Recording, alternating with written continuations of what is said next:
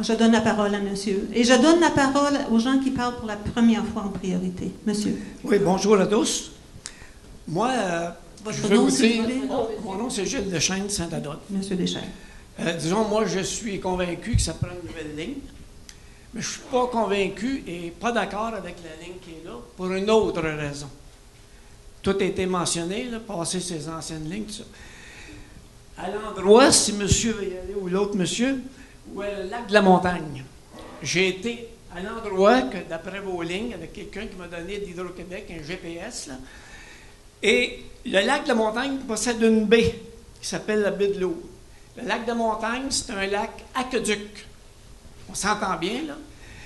Et toute votre ligne, tous les lacs autour, avez-vous pensé au ruissellement que ça va causer dans un lac? Tu tues un lac avec ça. Ça, c'est la première chose.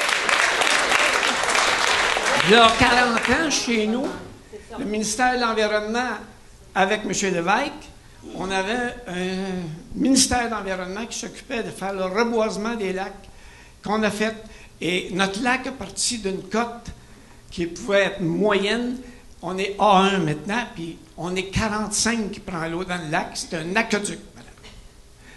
Moi, je ne permettrai pas que le ruissellement de la baie de l'Eau, qui est à 500 pieds, en 45 degrés, ça va faire pareil comme à Saint-Jovite. Quand vous prenez la ligne de l'Hydro-Québec, vous en allez à 4 roues. C'est des roches grosses comme ça qui sont ruisselées. Puis le monsieur qui demeure en bas, qui avait cédé une partie de terrain, son terrain s'emplit d'eau à 3 pieds, dans un champ qu'il cultivait. Le lac, nous autres, c'est un lac qui va être mort. C'est ça que je veux que vous pensiez, comme si vous demeuriez là. Merci. Merci, monsieur.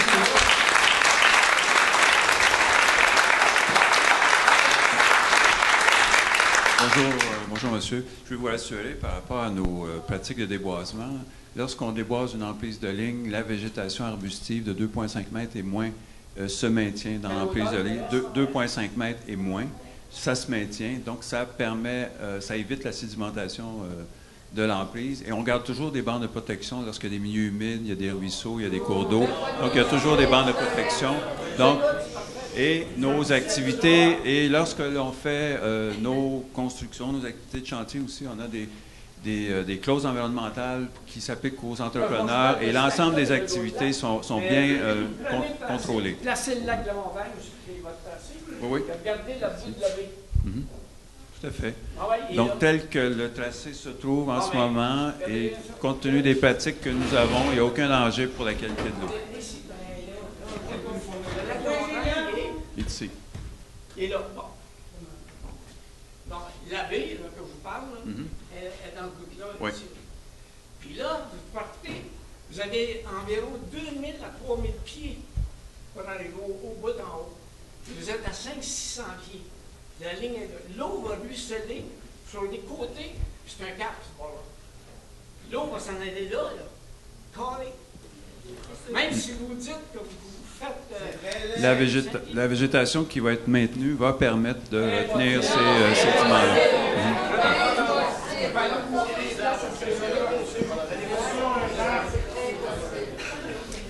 Alors, où en sommes-nous dans les gens qui veulent prendre la parole? Il y a un monsieur qui attend depuis longtemps. Monsieur, on vous apporte le micro. Et vous vous identifiez, s'il vous plaît?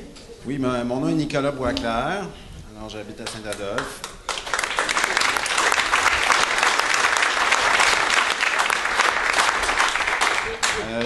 Je me suis préparé un petit texte. Je ne vous souhaite pas du tout la bienvenue ce soir. Vous n'êtes pas les bienvenus à Saint-Adolphe. J'ai aucun compliment à vous faire par rapport au dossier de cette ligne électrique. Madame Perron en a dit un bout. J'entends des commentaires de beaucoup de gens. Premier commentaire que je veux faire, c'est par rapport au fait qu'Hydro-Québec aime beaucoup publier des communiqués de presse qui disent, en titre, « Hydro-Québec rétablit les faits ». OK? Mais Hydro-Québec prêche par erreur et omission. Je vais vous montrer un exemple. OK, ici, j'ai le journal récent avec une simulation d'Hydro-Québec.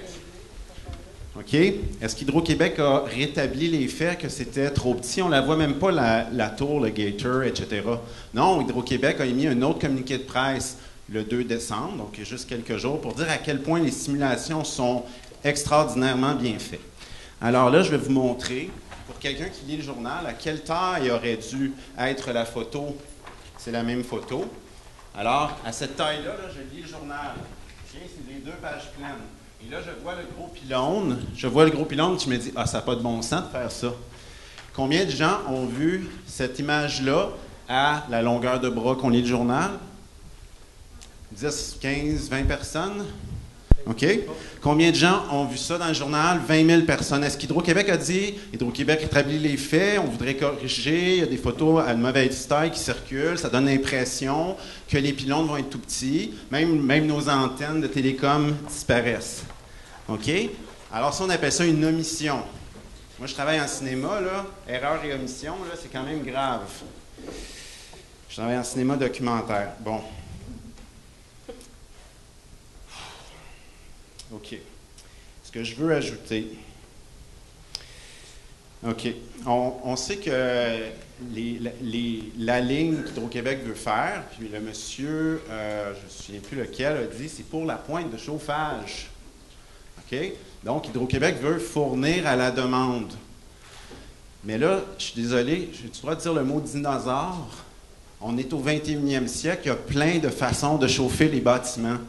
Quels efforts fait Hydro-Québec, particulièrement dans les endroits où il serait nécessaire d'avoir une nouvelle ligne prochainement? Quels efforts fait Hydro-Québec pour contribuer à réduire cette demande-là? Et je parle d'efforts particuliers dans des secteurs, comme le fait le Vermont. Efficiency Vermont, quand il y a un secteur qui approche la limite de capacité, ils mettent des efforts particuliers dans ces secteurs-là pour que la ligne n'ait pas besoin d'être construite ou qu'elle puisse être reportée peut-être de 20 ans. OK? Puis, donc, je vais vous donner des exemples, plutôt des questions. Est-ce qu'Hydro-Québec est capable de faire autre chose que d'autres scénarios de ligne, comme scénario de rechange, parce que là, vous avez fait des scénarios de ligne. Est-ce que Hydro-Québec est capable de faire autre chose que des scénarios de ligne différents, puis après ça, de dire que finalement, c'est le premier qui était le bon, là? Est-ce que vous êtes capable de faire autre chose? OK? Par exemple, est-ce que vous pourriez, je pense que oui, vous pourriez, là, mais est-ce que vous ne l'avez pas fait? Vous n'avez pas déposé aucune étude qui dirait combien de maisons il faudrait convertir aux granules de bois, à la géothermie. Combien ça coûterait de faire un programme de conversion aux granules de bois? Un programme agressif, on s'entend, là, mais vous avez 80 millions sur la ligne, puis vous parlez de rajouter des postes. Vous n'avez pas dit combien ça allait coûter tantôt. Pas ces postes-là, les transformateurs. Puis en plus, maintenant, OK, je reviendrai. Excusez, la moutarde me monte au nez, là. OK. En plus de ça, il y a l'efficacité énergétique. On le sait que les maisons sont mal isolées au Québec. On le sait, là, même le nouveau code du bâtiment, là, ça commence à être pas pire. Il faudrait peut-être mettre les anciennes maisons à ce niveau-là. Donc, il y a la géothermie. Il y a, donc, Hydro-Québec, là, aucun scénario alternatif de réduction de la demande. Vous ne travaillez pas là-dessus. Ça m'indigne de voir ça. Est-ce que Mme Gosselin voudrait y répondre? Oui. Bien, en fait, j'aimerais ça. Finissez vos questions, puis après ça, on va lui donner la réponse, la réplique. Merci. Donc, tout ce qu'on a vu, finalement, c'est un processus de plusieurs mois qui nous arrive avec des modifications un peu ridicules du tracé A que vous nous avez présenté le 22 mars 2013. Puis, je trouve déplorable qu'Hydro-Québec ait publié aucune étude de solution de rechange non électrique à ce projet de ligne. Pour moi, passer par les corridors existants, c'est la seule option acceptable si vous tenez absolument à faire une ligne. Mais ça serait le fun à un moment donné. Je pense que tout le Québec l'apprécierait, qu'à un moment donné, Hydro-Québec commence à embarquer, puis à comprendre, puis à s'engager dans les autres formes d'énergie non électriques. OK?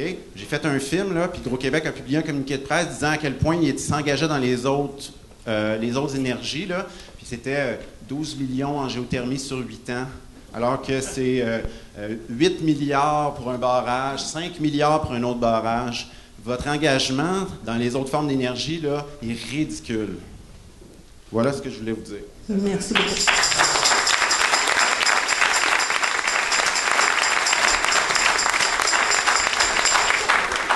Madame Gosselin. Il faut seulement se rappeler que la mission de base d'Hydro-Québec est de fournir l'électricité, donc l'hydroélectricité aux Québécois. On n'est pas des experts là, dans les énergies alternatives. Il y a tous nos programmes d'économie d'énergie qui sont toujours en place. Puis, il y a aussi les municipalités qui peuvent travailler avec les programmes, comme vous parliez, de conversion. C'est sûr que nous, on répond à la croissance de la demande. Hein? Alors, si la croissance continue à augmenter, on se doit d'alimenter la clientèle québécoise en électricité. On a pour mission de la fournir. Mais c'est certain que si les municipalités limitent les panneaux électriques des nouvelles résidences qui se construisent, s'il y a des programmes qui sont mis, ben c'est bon pour tous les Québécois. Merci. Je donne toujours la parole à des gens qui prennent la parole pour la première fois. Monsieur ici, oui, effectivement. Je vous emprunter un pilote, s'il vous plaît. Merci. Vous vous présentez, s'il vous plaît, monsieur? Mon nom est Jean-Claude Mercier. Je voudrais remercier les citoyens de Saint-Adolphe qui ont bien voulu se déplacer ce soir pour montrer aussi qu'on peut être solidaire. Moi, je m'appelle Jean-Claude Mercier. Je suis venu au monde il y a 72 ans à Saint-Adolphe. J'ai été bénévole toute ma vie. Et puis, je ne voudrais pas laisser en héritage ce qui s'en vient là. Moi, j'ai 72 ans. J'ai du monde qui vont vivre, qui vont venir ici après moi. J'ai des jeunes que je me suis occupé. J'ai été au loisir, j'ai été au municipal, j'ai été au provincial, au fédéral. Donc, je connais un petit peu ce qui se passe dans les gouvernements. On peut délester de l'argent assez facilement, tout le monde le sait. Puis on est en train d'essayer de le corriger, mais ce n'est pas la situation. Moi, ce que j'aimerais, c'est laisser aux jeunes qui grandissent ici, au monde qui s'en viennent à Saint-Adolphe, il faut quand même tenir compte d'une chose, c'est que Saint-Adolphe est une région touristique, puis on se rend à Saint-Adolphe. On ne passe pas à Saint-Adolphe. Fait que, s'il vous plaît, pour les citoyens, puis pour tout le monde, les générations qui vont suivre, essayez, s'il vous plaît, d'être conscients que nous autres, on va payer ça, puis d'autres générations vont le payer. Merci infiniment. Et puis, je ne comprends pas, il y a une autre question que j'aimerais vous poser, puis ça revient toujours la même, là. Pourquoi vous hésitez à rencontrer le BAP? J'aimerais ça avoir la réponse. À chaque fois qu'on en a parlé, on n'a pas eu la réponse. On peut-il l'avoir, s'il vous plaît? Merci beaucoup.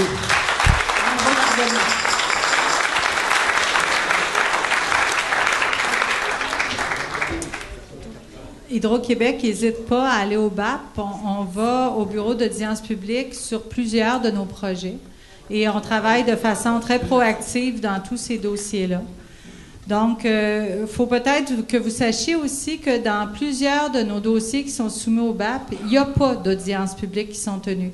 On fait la soirée d'information, mais parce qu'on a fait un travail de consultation de la population et d'information, il n'y a pas de demande d'audience publique. Puis ça, dans une très grande proportion de nos projets. Attention, on a posé la question, madame donne la réponse. Donc, on se soumet au processus, à la loi sur la qualité de l'environnement, puis quand le processus du BAP est applicable, on s'y soumet de façon proactive. Merci beaucoup. Monsieur. Enfin. Ça fait seulement 45 minutes que je suis dans le coin. Je voulais avoir la parole. Mais et votre nom, monsieur? De ce côté-là. Non, je vais regarder. Allez-y. Je m'excuse. C'est un peu la frustration. Je vous comprends. Votre nom? Roger Beaune. Monsieur Beaune, plaisir. Résident de Saint-Adolphe depuis 8 ans. Madame Gosselin, vous avez mentionné tantôt que, avec fierté, que vous avez fait l'optimisation des pylônes de 59 mètres à 47 mètres. Ça laisse encore 47 mètres, 155 pieds de hauteur. C'est à peu près la hauteur d'un édifice de 15 étages, ça. Alors, j'aborde ce sujet-là parce que les photographies qui ont été faites, ils ont été prises au niveau du lac. Mais là, il faut réaliser que vous tous, là, vous ne restez pas sur le bord du lac, vous restez à des niveaux différents en hauteur. Et puis, ce que vous voyez quand vous êtes sur le bord du lac, c'est pas ça que vous allez voir quand vous allez chez vous, dans votre maison. Alors, l'optimisation des pylônes, ça, c'est purement cosmétique. Ça ne règle pas le problème. faudrait que les pylônes aient 20 mètres pour qu'on ne les voit pas. On va les voir. Ça fait au moins 1 an et demi que les résidents de Saint-Adolphe répètent à l'Hydro-Québec qu'ils ne veulent pas de lignes de haute tension qui traversent nos montagnes et nos lacs. Mais il n'y a personne qui écoute. Vous avez fait 10 scénarios. Vous avez choisi le tracé A, qui est celui-là, qui fait l'affaire de l'Hydro-Québec. Puis là, évidemment, vous donnez toutes sortes de raisons.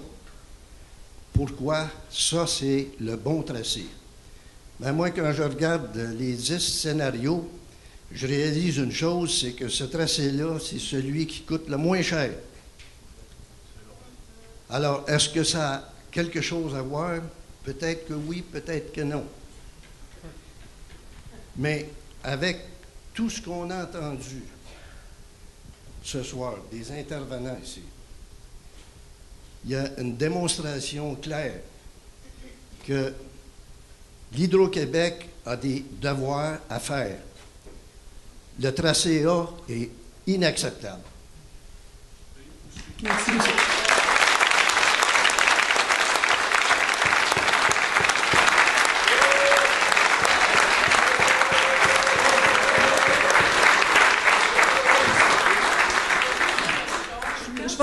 J'essaie de donner la parole aux gens qui ne l'ont pas pris. Allez-y. Quand ce tracé-là a été présenté au comité technique régional, le facilitateur a dit « Qu'en pensez-vous » Une fois que toutes les optimisations ont été présentées, et les gens, croyez-moi ou non, n'ont absolument rien dit. Personne n'a dit un mot. Les seules personnes qui sont prononcées, c'est l'urbaniste et moi qui avons dit « Ce projet-là ne répond pas aux préoccupations manifestées par la municipalité et les citoyens. Toutes les autres personnes autour de la table n'ont absolument rien dit. Ça a été un silence total. Un silence qui, à mon avis, en disait long. Mais tout le monde voulait en finir avec ce comité. Ça passe pas chez nous. Merci.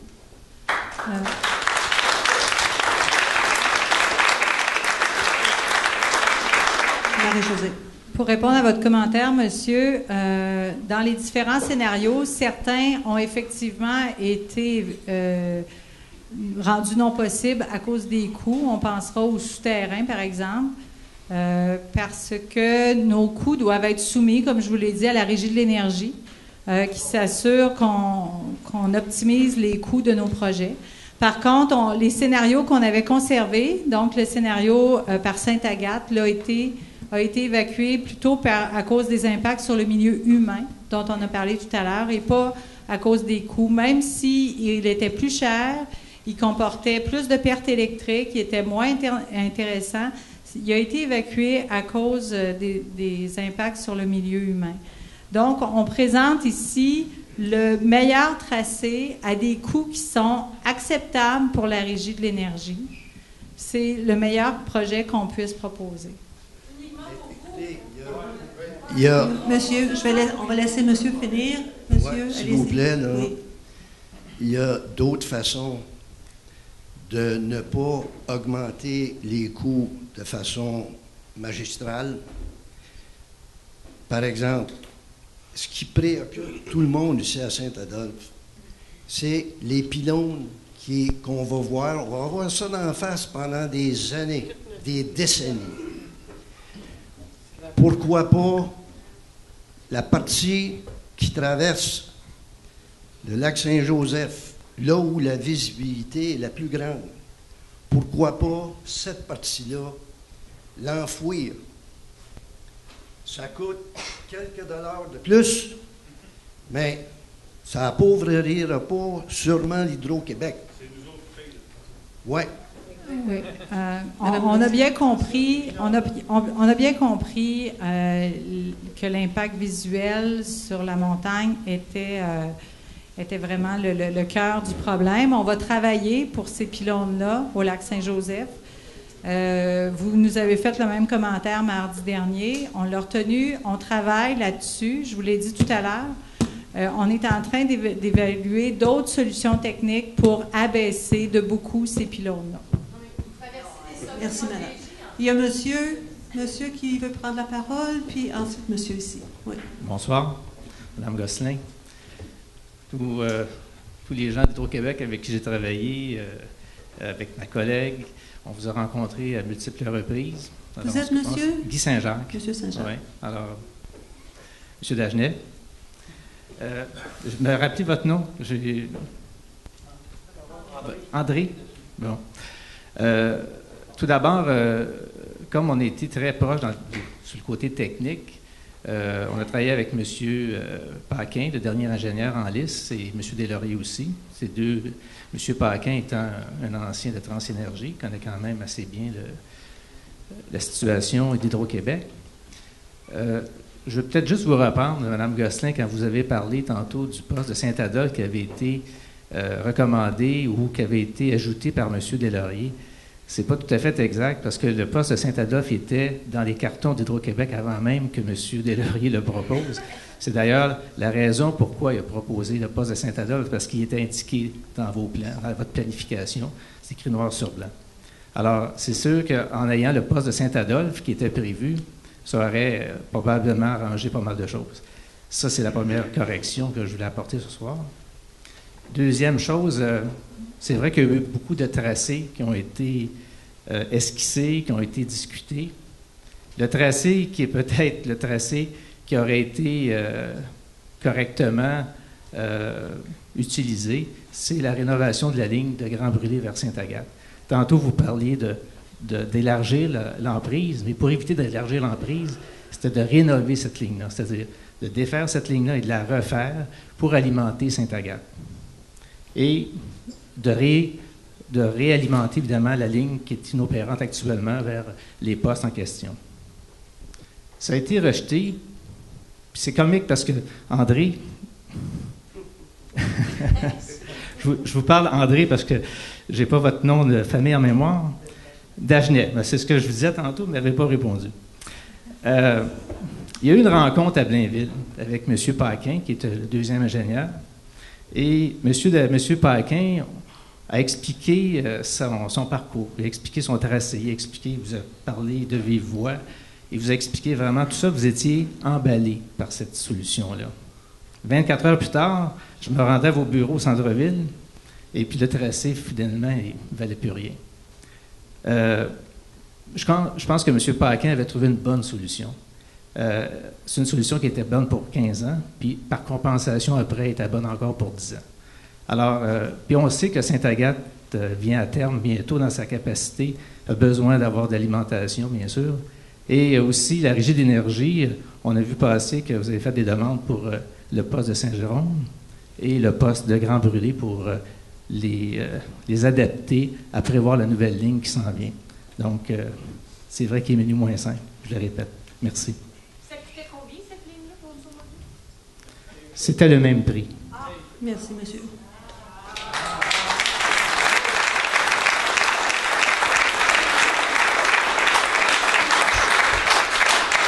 Madame Gosselin, je vais voir des personnes qui prennent la parole pour la première fois. Je vais demander à M. Giroux de venir expliquer pourquoi le poste de Saint-Adolphe était plus prévu à la régie. Est-ce qu'il y avait cette partie? Tu peux m'amener la carte de couverture, s'il te plaît. L'autre question, c'est la compensation.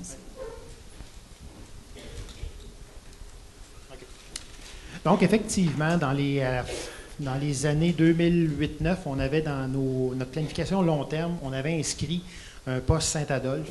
On voyait que la croissance dans la zone demandait des investissements. Donc, c'est notre pratique à Transénergie de prévoir des projets d'avance et, à mesure que l'échéance arrive, de les étudier plus en détail. Donc, des études préliminaires nous disaient qu'il manque d'énergie au centre. Le poste Saint-Adolphe d'Howard avait été imaginé à cet endroit environ. Et la limite, par contre, à étudier en détail qu'est-ce que pouvait nous offrir cette solution-là, c'est qu'en installant un poste de distribution ici, on l'installait au croisement de la route, là, que le numéro m'échappe, qui croise les lignes. 364. Bon. Quand on installe un poste de distribution, on doit sortir avec des lignes aériennes sur poteaux de bois de part et d'autre de la route. On est très limité avec le nombre d'artères de route qui sortent, donc la couverture maximale qu'un poste Saint-Adolphe pouvait aller chercher, c'est environ une 50aine de mégawatts. Un poste ici, normalement, nos postes de distribution, on peut les charger jusqu'à 200. Donc, le poste Saint-Adolphe, en allant chercher une 50aine de mégawatts, avait une durée de vie au niveau de répondre aux besoins de la région qui n'était pas suffisante. Ça nous amenait quand même à faire une ligne pour amener de la puissance, un bloc important de puissance dans la zone. C'est pour ça que le poste Saint-Adolphe, une fois que les études plus détaillées ont été faites, on s'est aperçu que c'était une solution qui ne vivait pas longtemps. C'est vous qui l'avez présenté, cette solution-là, M. Géroux, en mai 2013? Comme je mentionne, Vous étiez trompé? C'était encore dans vos cartons en août. Non, mais c'est ça qui est consternant. On est allé d'information, je pense que vous faites l'élevage intensif de lapins. Et vous sortez ça de le chapeau, là.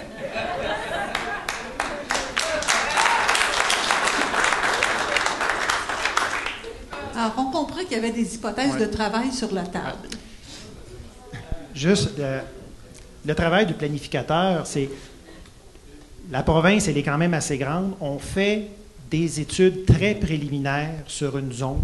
On imagine qu'est-ce qui va arriver dans cette zone-là. On planifie des projets de façon très préliminaire. Et ensuite, on passe le Québec au complet comme ça.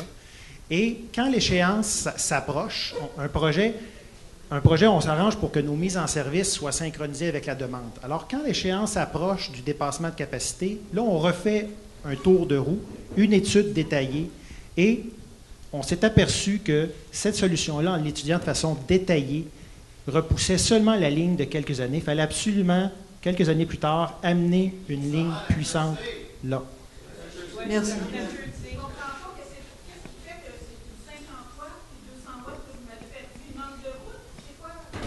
Juste, je reviens sur la... Quand je parlais, c'est un poste comme Saint-Sauveur, un poste 120 000 volts, peut alimenter jusqu'à 200 mégawatts. Ça correspond à environ 30 000 clients, là. Environ entre 25 et 35 000 clients. Ici, la façon que le poste était situé, on ne pouvait pas utiliser beaucoup plus. Une fois qu'on avait alimenté 50... Parce que, à cause... Il faut sortir des lignes de distribution de 25 000 volts de chaque côté des rues.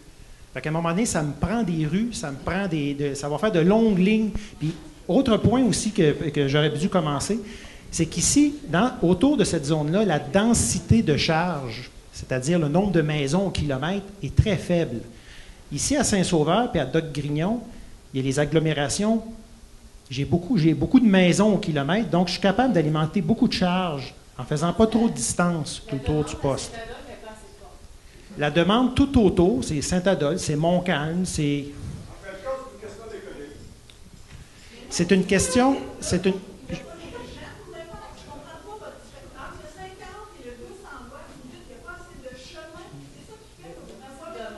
OK, attention. Madame Gossy.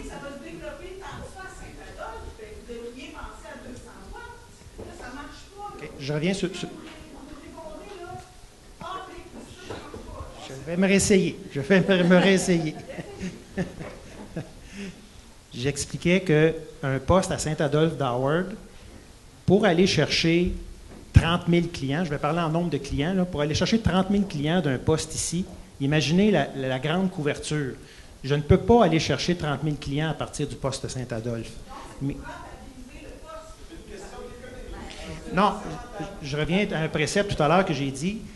En planification, mon travail, c'est d'assurer la fiabilité et la quantité suffisante d'énergie. Donc, les problèmes de cette grande zone-là demandent l'apport d'une nouvelle ligne, d'un bloc d'énergie important au centre pour être capable d'assurer. Mais là, le centre, c'est bien beau. Mais tout ça, j'étais là avant ça, j'ai fait une couple de mois avec vous autres. On trouvait mettre quelque chose de clair. On avait 10 scénarios. Depuis tout à l'heure, je vous entends pour 10 scénarios. Les 10 scénarios, là, c'était pour amener ici et là. OK? OK? Au début de l'exercice, j'ai demandé à Mme Gosselin, elle dit non, Jersey n'a rien à voir là-dedans. OK? Juste ces deux-là. On avait 10 solutions, là. Passer par là, passer par là, passer par ici. Mais c'était pour en livrer 2. Quand on a fini les 10, là, on dit, ben, by the way, on ne peut pas passer une 125 ici parce qu'il faut aller à Jersey dans d'autres régions. Là, on était fourrés. On était bloqués à nos 10. Ah ouais, sûr qu'il fallait à Jersey, on aurait sorti 5 autres. Il y en a une infinité de tracés et de scénarios. Mais on était stockés, toujours bloqués, à venir ici puis aller à Jersey, dans une autre région. Ces gens-là n'étaient même pas à table. Ici, vous avez la moitié du problème. L'autre moitié du problème ne voudrait pas être là pour eux autres. Là. Ça ne sera pas beau tout à l'heure. Et le projet Montcalm a disparu quand l'ingénieur Deslauriers a voulu l'utiliser. A présenté son scénario. C'est là que, oups, Montcalm a disparu. Une ligne 125, là, il a expliqué Guy Saint-Jacques tantôt, là, c'est suffisant pour venir sur ces deux postes-là, avec chacun 4 transformateurs, puis on a appelé 30. Exactement. Et voilà. Merci beaucoup.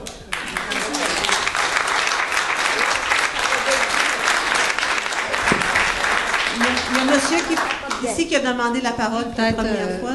Peut-être juste, M. Fortin, si je peux me permettre. Le troisième poste a été annoncé depuis l'info générale, Sophie. Donc, depuis 2012, sur notre documentation, il est écrit que la ligne servira à alimenter les postes Saint-Sauveur de Grignon et un troisième poste. À cette époque, il était... C'était Saint-Adolphe. C'était Saint-Adolphe. Celui qui ne fait pas. Non, le 29 mai, M. Giroux, on a demandé, on était là à la table de travail. M. Fortin était là, j'étais là. Mme Lapointe était là. En mai, le 29 mai 2013, on a posé la question, on a dit où sera le poste. M. Giroux nous l'a clairement montré exactement le poste de Saint-Adolphe. Ne dites-nous pas que le troisième poste de Chelsea existe depuis. Je vais simplement compléter. Laissez-moi juste compléter. Quand on a donné à monsieur... Le mandat du comité technique régional. J'étais là quand on a fait le mandat. Le mandat, c'était pour desservir 2 MRC. Il y a jamais été question de Jersey. Jersey, c'est 3 MRC plus loin. Ben oui. On était centré sur 2 MRC. À la fin, quand on avait dit le scénario, by the way, il faut que ça soit plus gros parce qu'il faut aller plus loin. Puis au début de l'exercice, vous m'avez dit, non, Jersey, ça n'a pas rapport. On l'avait sorti dans les journaux. Mme Lapointe n'avait pas C'est pas ça que je vous ai dit. Non, Jersey, ça vient d'avoir dans le dossier. On était spécifiquement des gens de 2 MRC qui réglaient le problème d'électricité pour 2 MRC. Quand on a réglé ça, by the way, il faut faire plus gros. Voilà. Voyons donc. Non, mais c'est parce que... C'était un piège à compte et j'ai été tanné de faire le compte. Et on a perdu notre temps et notre argent. Mais pour se faire dire au même point qu'on est là.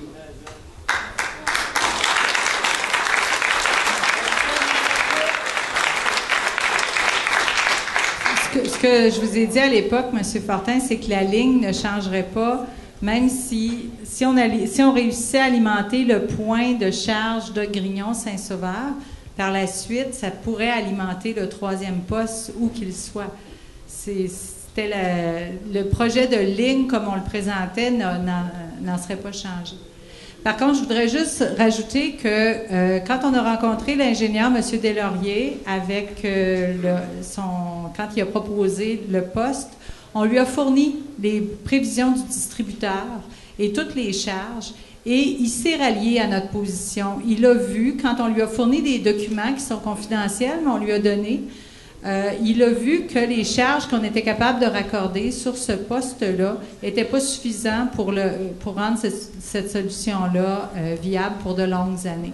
Il s'est rallié à notre position. Puis c'est d'ailleurs ce qui est écrit sur la grille des 10 scénarios, c'est que le projet ne répond pas à la demande 20 ans. Parce que vous aviez changé vos besoins. Vous aviez changé vos besoins. C'est pour ça que ça ne répondait pas. C'est Jean qui a dit que c'est la solution de M. Paquin, le seul ingénieur, qui avait l'accord de M. André Dagenet, une journée. Le lendemain, ça marchait. Ouais, ben ça, c'est devenu un mystère. Ça, je pense que M. Giroux pourrait peut-être répondre à la question parce qu'on l'a oublié. Je voudrais juste aussi vous signaler que j'ai d'autres personnes qui n'ont pas pris la parole, pas encore une seule fois et qui voudraient parler. Il y a Mme la mairesse qui aimerait parler aussi. Il y a Mme derrière. Alors, écoutez, il est 9h05. Je voudrais juste vous dire qu'à 9h15, je prends la dernière intervention. Nous sommes de retour ici demain. Alors, nous sommes demain ici encore. On va essayer d'avoir ou la suite de la conversation ou une nouvelle conversation. Alors, je prends la dernière intervention à 9h15. Oui. Donc, je reviens sur le besoin de base. J'ai 2 postes ici en dépassement. J'ai la ligne ici qui est en dépassement. Donc, je dois absolument, avec un projet, amener beaucoup de puissance au centre. C'est impératif. J'ai parlé tout à l'heure de fiabilité du réseau et de quantité.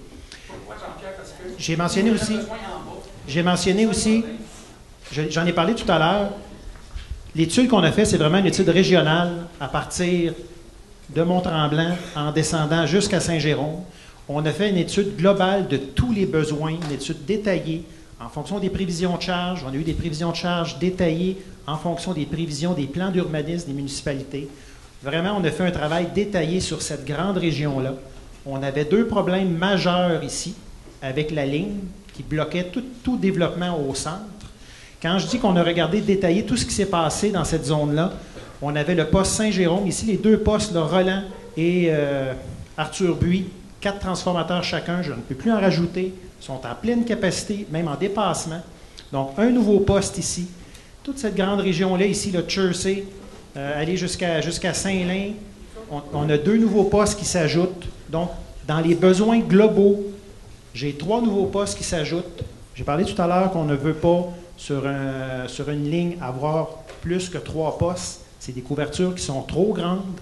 Donc, je reviens, ça prenait de la puissance au centre et ça me prenait une nouvelle ligne indépendante pour être capable de reprendre sur la grande zone 3 postes supplémentaires. Donc, ce qu'on ne veut pas faire, c'est ici, là, la ligne 120 kV, si je la reconstruis avec une capacité plus grande, là, je vais avoir 1, 2, 3, 4 postes. Regardez la couverture géographique que cette ligne-là prendrait. Je reviens, fiabilité, sécurité de l'alimentation.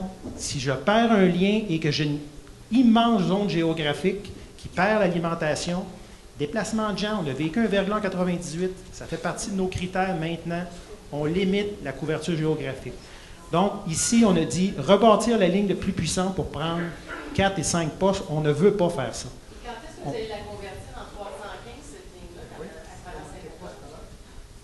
à La ligne, tout à l'heure, ça a été mentionné, la ligne, pour la convertir à 315 kV, il faut la démanteler jusqu'au sol et reconstruire. Quand est-ce que vous prévoyez convertir cette ligne-là en 315? Avec les besoins identifiés, on est bon pour 20 ans et plus. Plus de 20 ans, là, je ne sais pas, et je ne veux pas m'aventurer sur ce qui va se passer sur plus loin que 20 ans. C'est bon. Non, Madame Gosselin. Je répète, la ligne, elle est isolée à 120 000 volts. Si on veut 315, on démolit jusqu'au sol et on recommence. Oui, juste Mme Perrault, le réseau qui vous alimente est en jaune. Le réseau est à 120 000 volts. Si on voulait modifier ce réseau-là, il faudrait reconstruire aussi tous les postes à 315 000 volts. Parce que on ne peut pas utiliser une ligne 315 000 volts si on n'a pas les transformateurs pour retransformer plus bas. Là. OK. Je pense que je vais vous interrompre parce qu'il y a des gens qui attendent depuis longtemps pour prendre la parole, que j'aimerais leur donner. Et moi, j'aimerais donner la parole à des gens qui n'ont pas eu l'occasion. Pouvez-vous, s'il vous plaît, Mme Perrault, conclure? À la direction des évaluations environnementales à Québec, quand je leur ai exposé ça, ils étaient très surpris de voir que vous aviez tentiez de passer des pylônes de 315. Savez-vous ce qu'on va dire? Avec Hydro, à partir du moment où le corridor est ouvert, ils peuvent faire ce qu'ils veulent avec. Ils peuvent même arracher les pylônes puis changer la ligne. Le but, à mon avis, c'est pas de passer une ligne, c'est d'ouvrir du territoire et d'ouvrir une emprise pour pouvoir éventuellement passer du 315. Madame Gosselin. Si la ligne devait être construite, on serait soumis à un article 31. Donc, il n'y a aucune volonté, il n'y a aucune raison pour la modifier. Le réseau qu'on alimente est à 120 000 volts et tous les postes sont à 120 000 volts. On a fait le tour de cette question. Monsieur qui attend depuis bien, bien longtemps. Merci, Mme Lamarche. Affectueusement. Ramachiri. Alors, je suis Serge Joubert, je suis résident permanent de Saint-Adolphe. J'ai connu Saint-Adolphe dans les années 80. Alors, je ne suis pas le plus ancien, naturellement. Il y a des M. Massy, il y a des M. Deschênes, il y a des Mme Lapointe, il y a des gens depuis longtemps qui sont ici. Mais dès qu'on connaît Saint-Adolphe, on a un attachement immédiat. Alors, moi, je me pose une petite question, mais c'est personnel. Est-ce que vous êtes nombreux chez Hydro à être venus ce soir? Peut-être une vingtaine, tout ça. Est-ce qu'il y a quelqu'un parmi vous qui, de sa maison, a des pylônes devant ou a vu? Oui, madame. Tout à fait, Madame Lamoureux. Il était là quand elle a acheté sa maison. Vous êtes OK, d'accord. Alors, écoutez, je peux vous dire que je suis courtier immobilier depuis 16 ou 17 ans. Je travaille activement à Laurentine et malheureusement, c'est défavorable au niveau de la valeur marchande. Je ne sais pas si vous saviez que quand on met une propriété en vente, on doit divulguer cette information-là. Et je vous souhaite... Parce que c'est un vice caché et c'est quelque chose qui peut avoir un impact sur la valeur de la propriété. Alors, peut-être vous le saviez déjà, Mme Lamoureux, mais c'est pas une bonne nouvelle. Un impact important qui peut varier de plus ou moins entre 15 et 25 % selon les études faites sur la valeur marchande. En zone de villégiature, est-ce que c'est plus important? On vient ici pour avoir la nature, la forêt et tout, et la paix. Les gens partent de la ville. Alors, sincèrement, je trouve que c'est triste. C'est très triste. Et il y a des témoignages ce soir qui sont très importants. Je tiens à remercier personnellement, mais au nom de tous les gens de Saint-Adolphe, la contribution de personnes qui débattent encore le point puis qui se battent pour la population. C'est vraiment important. Vous savez, j'ai eu la chance d'étudier 1 an aux États-Unis en PNL, programmation neurolinguistique, NLP. Et j'ai regardé beaucoup souvent, je ne regardais pas la personne qui parlait, mais je regardais les yeux ou les gens et je sentais beaucoup de désarroi chez vous, beaucoup de malaise. Et sincèrement, il y a beaucoup de vérités qui ont été dites de la part de Mme Perrault, Mme Lapointe, ainsi de suite. Et on a tellement senti le contraire de l'autre côté. Mais je comprends que c'est difficile pour vous. Vous êtes engagé par Hydro-Québec, vous avez un travail à faire. Vous le faites sûrement bien, vous êtes très bien payé aussi. Ça ne doit pas être plaisant pour vous d'être là ce soir. Mais en contrepartie, je vous dirais de réviser certains aspects de Saint-Adolphe. Il y a eu des mentions du lac de la Montagne. C'est pathétique. Vous ne pouvez pas dire que c'est un tracé optimal en voyant 2 à 3 pylônes au lac de la Montagne. C'est un lac écologique. Vous n'avez pas idée à quel point, mais je pense qu'il y a des gens qui sont venus sur le lac. J'oublie son nom, monsieur de GSW. Oui, voilà. Il y a un environnement, il y a une faune, il y a une faune incroyable, il y a des animaux qu'on ne trouve pas ailleurs. Et ça va carrément détruire ça. Alors, je vous conscientise là-dessus de réviser le lac Saint-Joseph. Il y a plein d'endroits. Ouais. Il y a des endroits, c'est vraiment pathétique. Alors, voilà, c'est ce que j'avais à dire. Merci beaucoup, monsieur.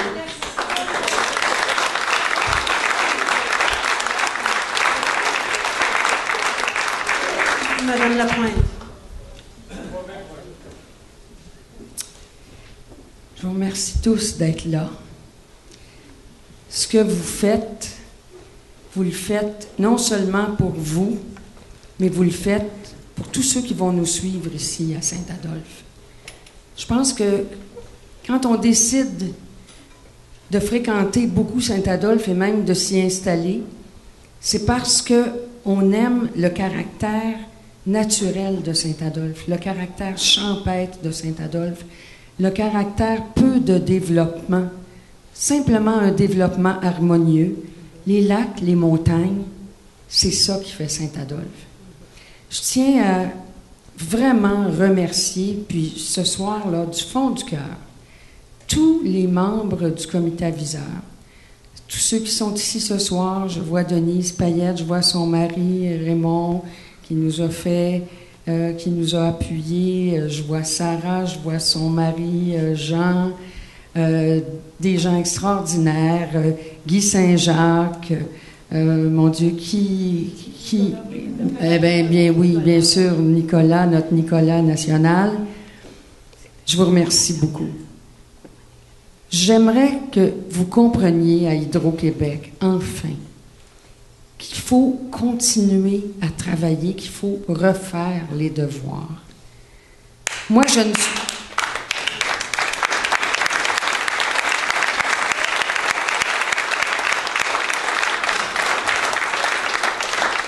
ne suis pas convaincue encore que la solution que nous expliquait tout à l'heure M. Guy Saint-Jacques, c'est-à-dire construire une nouvelle ligne dans l'emprise de Sainte-Agathe, sans l'élargir, on réussirait à avoir ce qu'il faut pour fournir toute la région pendant 15 ans. Ensuite, il faudrait y aller par mode de compensation. Je ne sais pas trop ce que ça veut dire, mais je sais que ça marche parce que je sais qu'Hydro-Québec le fait dans certains projets.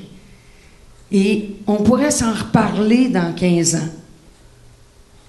Mais si, en ce moment, vous faites le tracé que vous voulez, on ne peut plus y revenir ensuite. C'est détruit. Sur les simulations, imaginez-vous, on ne voit même pas les pylônes jusqu'à la base. On voit le bout qui dépasse. Puis on ne voit pas la grande trace de déboisement. Ça va être catastrophique pour Saint-Adolphe. Je voudrais aussi vous dire, mesdames, messieurs d'Hydro-Québec, que il faut rapporter à vos patrons, politiques et autres, qu'il n'y a pas d'acceptabilité sociale à Saint-Adolphe.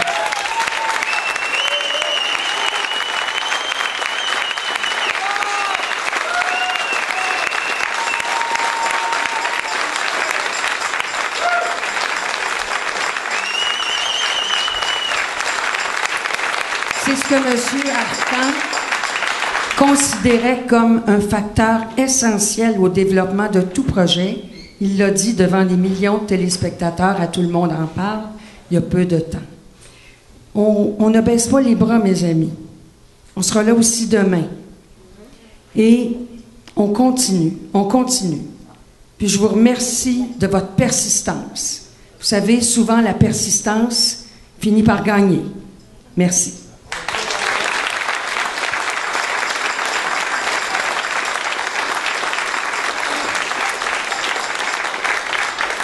Madame Lapointe a le mot de la fin pour ce soir. Nous allons être de retour demain. Est-ce qu'on peut vous rencontrer séparément? Allez-y rapidement, madame.